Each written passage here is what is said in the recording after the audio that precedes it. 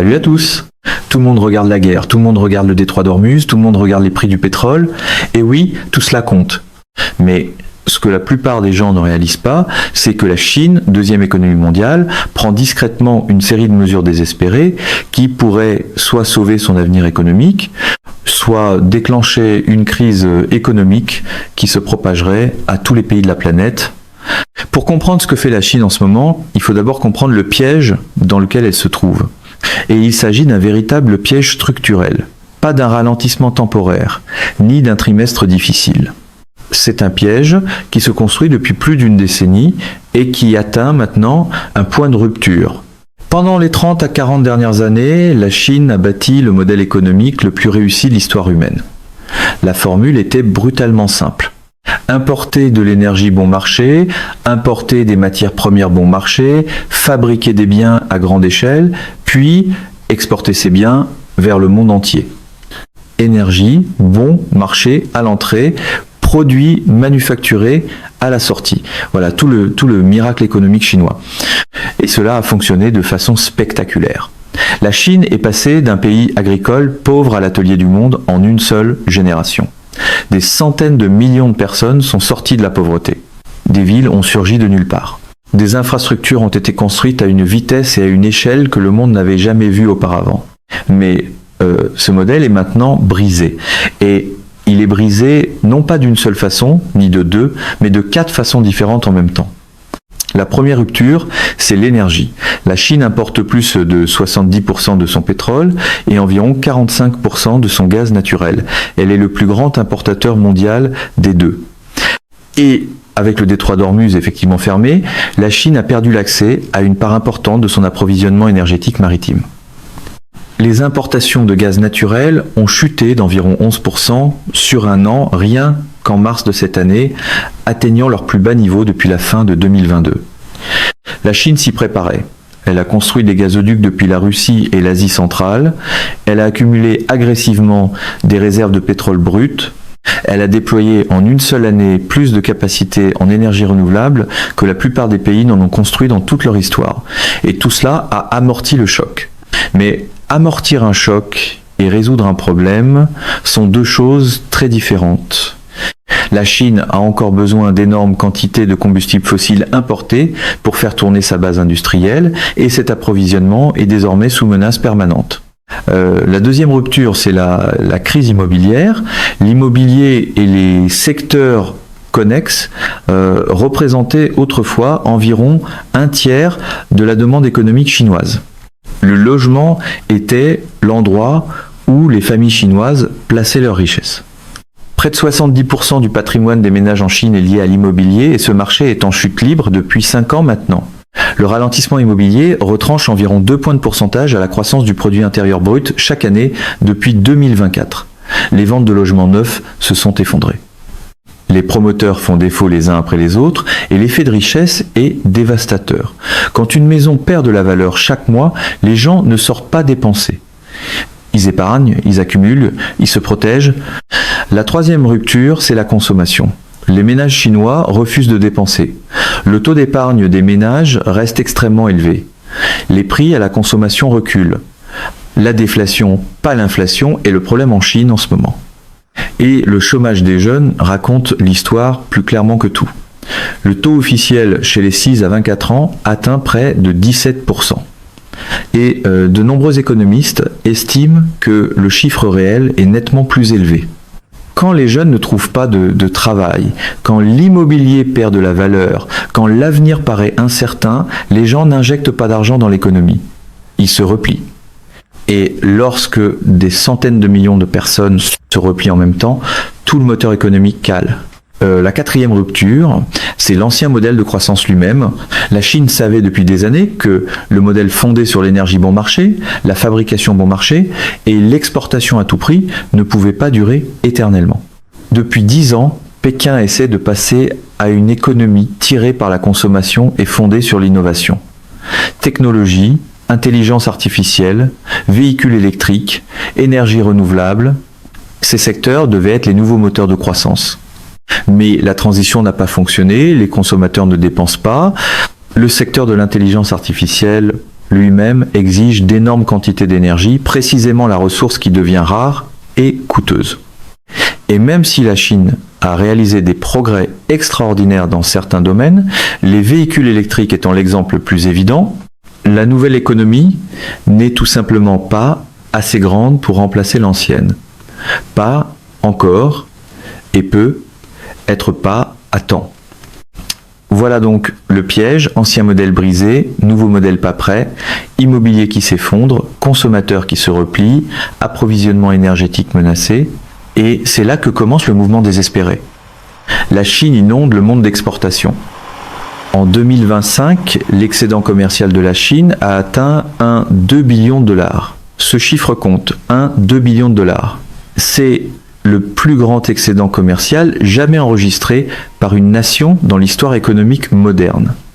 Cela équivaut à plus d'1% du produit intérieur brut mondial. L'excédent d'un seul pays. Les exportations ont augmenté de 5% sur un an, même lorsque les États-Unis ont imposé des droits de douane moyens de près de 50% sur les produits chinois. Même avec les droits de douane, même avec une guerre commerciale, les exportations chinoises ont augmenté. La raison, c'est la redirection. Les exportations vers l'Union européenne ont bondi. Les exportations vers l'Asie du Sud-Est ont bondi. Les exportations vers l'Afrique et l'Amérique latine ont bondi. La Chine a simplement trouvé de nouveaux clients pour ses produits lorsque l'Amérique a essayé de lui fermer la porte. Apparemment, claquer une porte est plus facile que de remarquer que l'usine a déjà trouvé une autre sortie. Et c'est là que le désespoir devient visible. La Chine n'exporte pas parce que son économie intérieure est florissante et qu'elle a un excédent de production à vendre. La Chine exporte parce que son économie intérieure est en difficulté et qu'elle n'a pas d'autre option. Les consommateurs chinois n'achètent pas, les promoteurs immobiliers chinois ne construisent pas, les entreprises chinoises n'investissent pas au pays. Alors, toutes ces capacités industrielles, toutes ces usines, tous ces travailleurs, toute cette production doivent bien aller quelque part. Et tout cela sort du pays à des prix si bas que cela détruit des industries dans d'autres pays. Pour les gens ordinaires partout dans le monde, cela a des conséquences directes. Si quelqu'un travaille dans le secteur manufacturier en Europe, en Asie du Sud-Est ou en Amérique latine, les produits chinois arrivent sur son marché à des prix que son usine ne peut tout simplement pas égaler. Son employeur ne peut pas concurrencer. Son emploi est menacé. C'est pas de la théorie. Cela se produit maintenant. Les fabricants européens perdent des parts de marché, les usines d'Asie du Sud-Est voient les commandes disparaître et la réponse des gouvernements partout dans le monde est prévisible. Droits de douane, barrières commerciales, protectionnisme. Le même schéma est apparu dans les années 1930 lorsque le commerce mondial a commencé à s'effondrer. La version conférence de presse appelle cela de la force. Le bilan comptable appelle cela de la panique avec un drapeau en arrière-plan. Mais ce que la plupart des gens manquent complètement, c'est que le flot d'exportation chinoise n'est pas seulement une stratégie économique, c'est aussi une stratégie monétaire. Et c'est là que cela devient vraiment dangereux pour l'économie mondiale. La Chine construit discrètement mais systématiquement une infrastructure financière alternative. Le yuan numérique compte maintenant plus de 2 milliards de portefeuilles. Les règlements transfrontaliers en yuan ont atteint 13 billions de yuan au cours des 3 premiers trimestres de 2025 seulement, représentant 39% du commerce de marchandises de la Chine. C'est 4 fois le niveau de 2017. La Chine règle ses échanges en yuan avec la Russie, avec le Brésil, avec l'Arabie Saoudite, avec des dizaines de pays du monde en développement. Des réserves sont accumulées. Les avoirs en obligation du Trésor américain sont réduits. Des contrats sur l'or libellé en yuan sont lancés à Hong Kong. Cela ne veut pas dire que la Chine essaie de remplacer le dollar américain demain. Les limites structurelles sont réelles. Contrôle des capitaux, marché financier peu profond, absence de convertibilité complète de la monnaie, ce sont de véritables obstacles. Mais la Chine construit un système parallèle. Un système dans lequel une part croissante du commerce mondial n'a pas besoin de passer par le dollar du tout. Et dans un monde où les États-Unis ont démontré leur volonté d'utiliser le dollar comme une arme, de geler des réserves étrangères, de couper des pays du système de paiement SWIFT, de plus en plus de pays concluent discrètement qu'avoir une alternative n'est pas seulement souhaitable, c'est nécessaire. Rien ne dit mieux ordre fondé sur des règles que de jouer la surprise quand les autres commencent à se bâtir un deuxième jeu de règles. Cette combinaison de mesures, le flot d'exportation et la stratégie monétaire pourraient se retourner de façon catastrophique. Pas seulement contre la Chine, mais contre tout le monde. Commençons par l'Europe. L'Europe est déjà en crise industrielle. L'Allemagne, le cœur manufacturier de l'Europe, est en difficulté depuis qu'elle a perdu l'accès à l'énergie russe bon marché.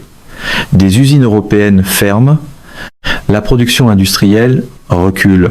Et maintenant, les produits chinois inondent les marchés européens à des prix qui rendent la production européenne non concurrentielle. Le déficit commercial de l'Union européenne avec la Chine augmente, des emplois européens disparaissent et les politiciens européens réagissent de la seule façon qu'ils connaissent.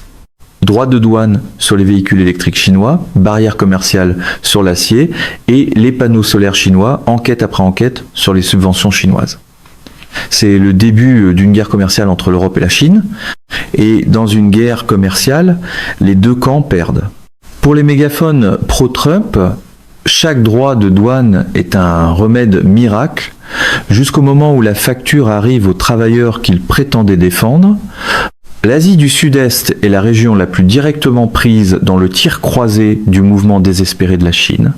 Les nations d'Asie du Sud-Est, la Thaïlande, le Vietnam, les Philippines, l'Indonésie, la Malaisie ont bâti leurs économies comme partie intégrante de la chaîne d'approvisionnement chinoise. Elles fournissaient des composants, elles assemblaient des produits, elles étaient intégrées à l'écosystème manufacturier chinois.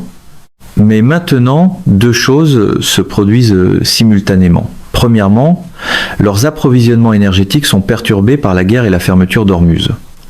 Le rationnement du carburant est déjà une réalité dans certaines régions de Thaïlande et du Vietnam. Deuxièmement, les produits chinois inondent leur marché à des prix que leurs propres fabricants ne peuvent pas égaler. Elles sont comprimées des deux côtés, les coûts de l'énergie montent, la pression concurrentielle augmente, les marges sont écrasées, et ce sont des pays avec de grandes populations jeunes et urbanisées qui ont besoin d'emploi. Quand des usines ferment à Bangkok ou à Ho Chi Minh Ville, ces travailleurs n'ont pas de filet de sécurité, ils n'ont pas d'économie, ils n'ont pas d'alternative. L'Afrique fait face à un problème différent mais tout aussi grave. L'Afrique importe d'énormes quantités de biens manufacturés, ainsi que la nourriture et l'énergie dont elle a besoin pour soutenir sa population.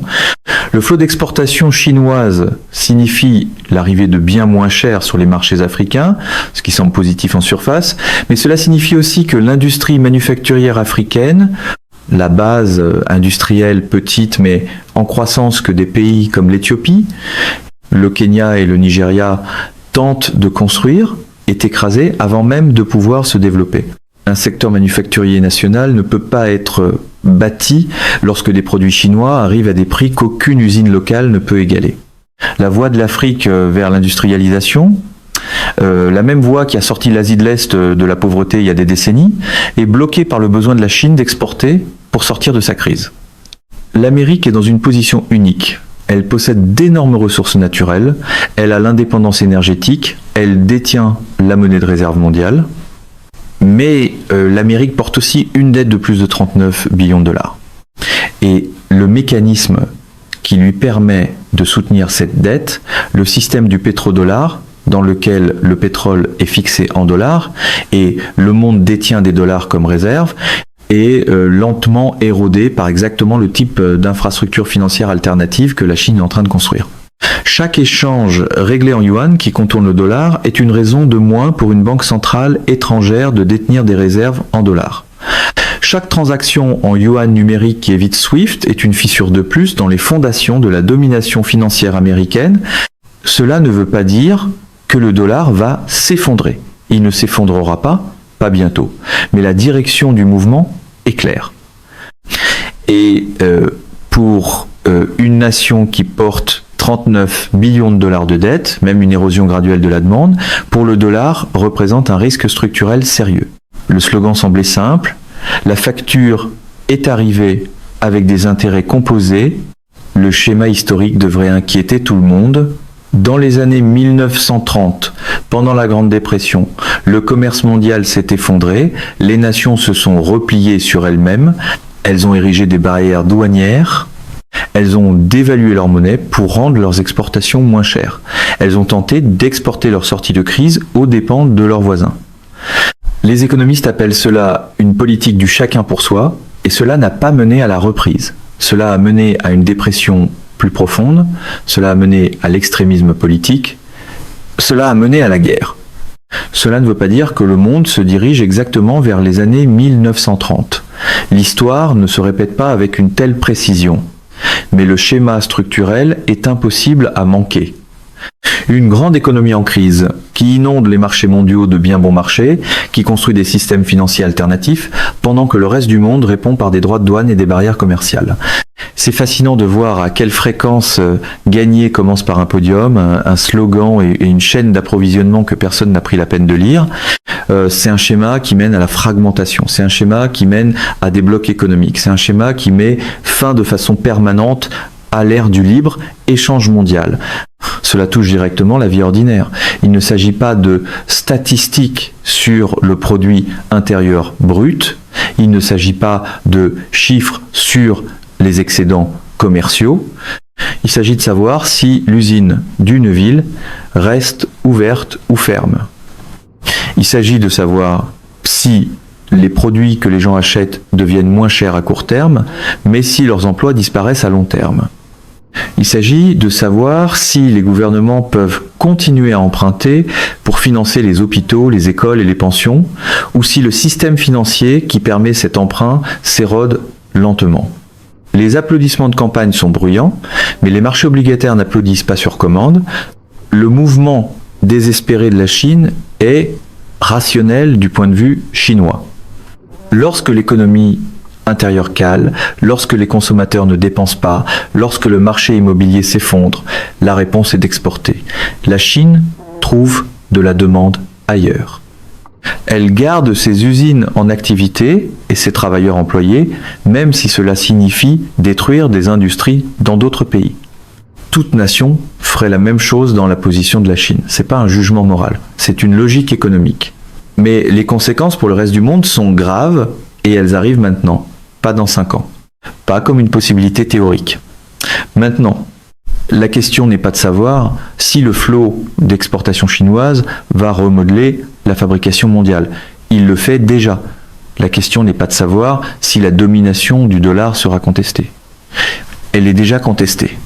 La question est de savoir quelles nations s'adapteront assez vite à cette nouvelle réalité pour protéger leurs économies et leur population. Et quelles nations seront prises au dépourvu encore en train d'attendre le retour de l'ancienne normalité? Parce qu'elle ne reviendra pas. L'ancienne normalité ne revient pas simplement parce que quelqu'un l'imprime sur une casquette rouge. Le monde dans lequel les gens ont grandi, l'énergie bon marché, le libre-échange, les chaînes d'approvisionnement mondiales, livrant tous ceux dont on a besoin depuis n'importe où sur Terre, ce monde-là est en train de prendre fin. Et le mouvement désespéré de la Chine accélère cette fin. Pas parce que la Chine est mauvaise, pas parce que la Chine complote, mais parce que la Chine est piégée. Et les économies piégées font des mouvements désespérés. Et les mouvements désespérés ont des conséquences que personne ne peut contrôler entièrement. Mesdames et messieurs, notre émission d'aujourd'hui s'arrête ici. Nous vous invitons à partager votre avis personnel dans la section des commentaires ci-dessous. Bonjour et à bientôt.